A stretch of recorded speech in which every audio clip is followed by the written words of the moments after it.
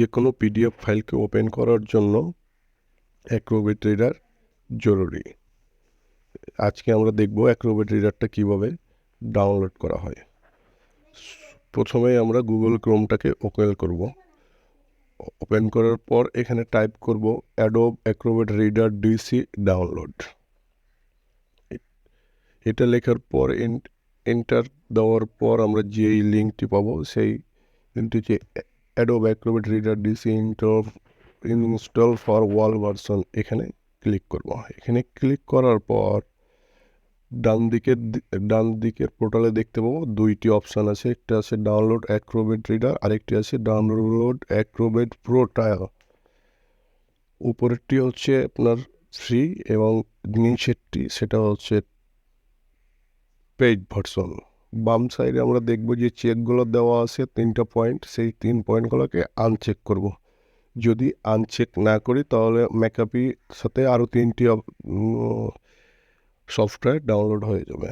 তারপরে আমরা download Acrobat এই জায়গাটিতে ক্লিক করে দেব। ক্লিক করার পর ইনস্টলেশন শুরু হয়ে যাবে।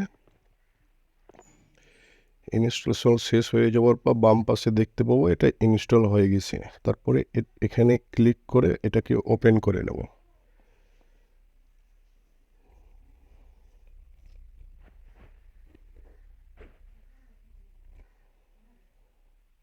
হ্যাঁ প্রিয় দর্শক, দেখতে পাচ্ছেন সেটা এখন ডাউনলোড হচ্ছে।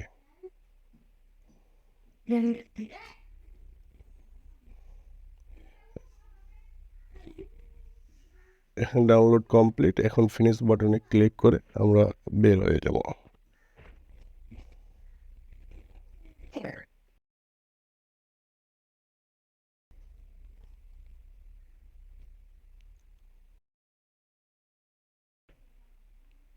এখন দেখবো এইরকম একটা ইন্টারফেস আমাদের সামনে চলে আসবে। তারপরে আমরা যে কোনো ডকুমেন্টসকে এখান থেকে ওপেন করতে পারবো।